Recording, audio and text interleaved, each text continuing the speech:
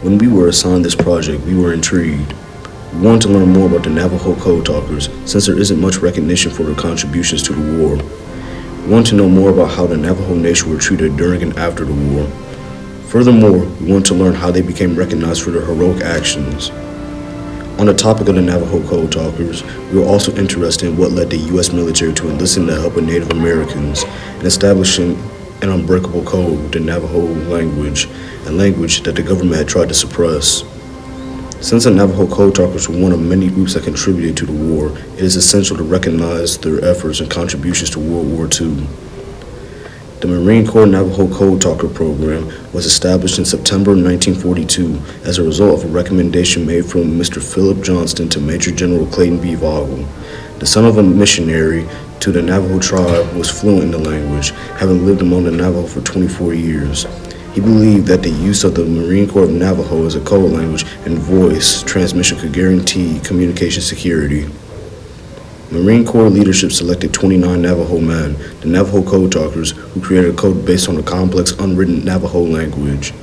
The code primarily used word association by assigning a Navajo word to key phrases in military culture. The Smithsonian's National Museum of the American Indian provided an excellent starting point for our research because it provides insight on the everyday lives of Native American children before World War II.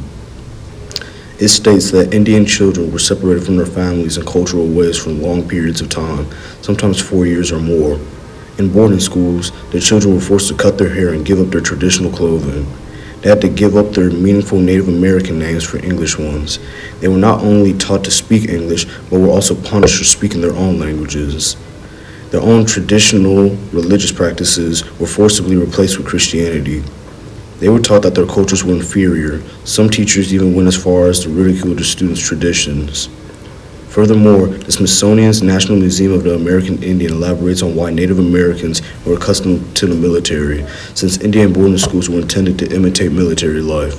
But this evidently led to more questions than answers. Specifically, why did the same government that had tried to take their language away from them later give them a critical role speaking their language in military service? The National Museum of the American Indian provided useful information for our research. While closing one door, it led to another one being opened. Moreover, this leads to our next source. The National World War II Museum showed us that despite dealing with racism and mistreatment, Native Americans were contributing a lot during the war. They were facing poverty during the time, yet they bought $50 million in war bonds and donated cash, crops, and handmade items. This made us realize Americans have been treating Native Americans horribly wrong when they have done nothing wrong. This only made them more appealing to the U.S. government, since they were able to help them during the First World War and now were willing to contribute as well to the Second.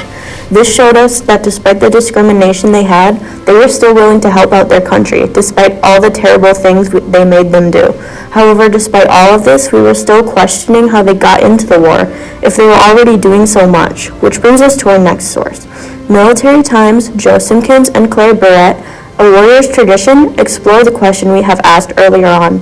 Why did they fight for a government that had not only tried to take away their language, but also strip away their culture? Before answering, it states that to this day, Native Americans served in the armed forces at a higher rate than any other demographic. Since 9/11, nearly 19% of Native Americans have served in the armed forces, compared to an average of 14% of all other ethnicities. Later, we are introduced to Peter MacDonald, Jeff Means, and DJ Venice, who provide their personal perspectives on the evolution of Native American warrior culture and treatment of Native Americans by the U.S. government during and post-military service. Military Times, Joe Simpkins, and Claire Barrett had served as a surprising bit of research, because we were surprised to find out that Native Americans served as the highest demographic to serve in the armed forces. We also found that the perspectives of the Native Americans who had fought were very interesting regarding the United States history of celebrating Natives' achievements when it benefited the country, such as punishing the Navajo for speaking the Native language only to capitalize on it when it could have been of use. As stated by MacDonald, yes, we, as a matter of fact, every American, need to protect and preserve our freedom and liberty. We are first and foremost Americans, and we love this country. However, once our service was no longer needed, we were in most cases forgotten and left to fight to keep what is rightfully ours. Our natural resources and land were being exploited by energy companies and our own federal government. We have yet to achieve self-sufficiency and self-determination. More importantly, our treaty promises by the Great Father have yet to be fulfilled.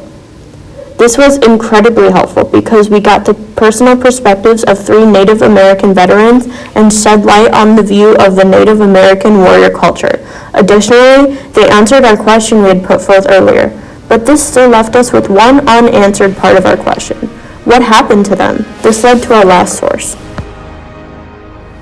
The National World War II Museum enlightened us that 3 of the 8 Medals of Honor that were given to the troops in the 45th Division were Native Americans. Yet many Native Americans had trouble going back to their regular lives as they were still discriminated against.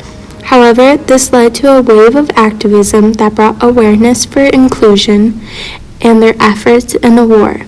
Not only that, but former President Donald Trump made a public announcement thanking the code talkers. This made us realize that recognition and being inclusive does not happen quickly. Native Americans should have been accepted with open arms, yet they were put back into the terrible place that they were put in years ago before the war.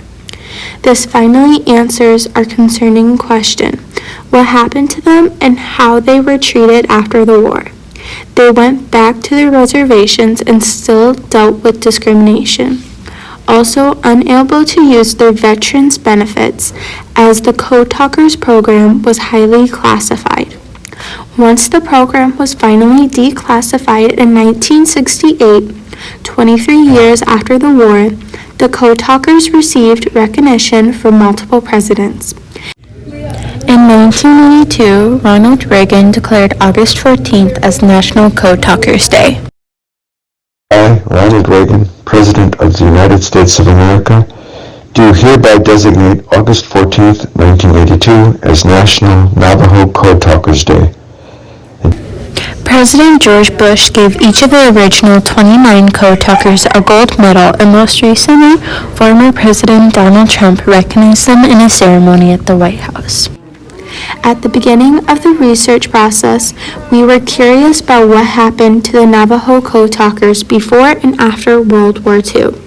Throughout the research process, we had learned that Native Americans as a whole had been targets of systematic racism and that the government had targeted them to adapt to the mainstream American way of life.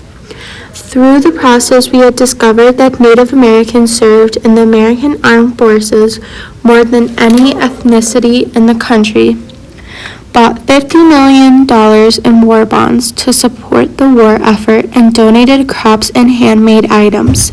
Even with all the attempts the government made to wipe out their culture through desperate times, the very thing that we're trying to erase became one of America's biggest assets. In the end, we felt as if we had gotten our question answered and learned more about the Navajo Nation and their contributions to World War II.